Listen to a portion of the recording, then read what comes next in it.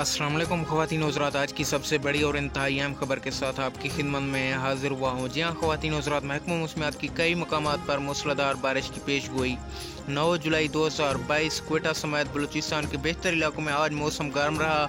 महकमा मौसमियात ने नए मकामात पर बारिश की पेश गोई भी की है। ख़वातीन हज़रात, ईद उल अज़हा 2022 के लिए महकमा मौसमियात ने ख़तरनाक हाई अलर्ट जारी कर दिया है। कौन कौन से इलाकों के लिए हाई अलर्ट जारी किया है और कब तक ये हाई अलर्ट जारी रहेगा, आज की इस वीडियो में आपको मुकम्मल तफसीलात से आगाह करूँगा, इसलिए आपने हमेशा की तरह इस वीडियो को आखिर तक लाजमी देखते रहना है।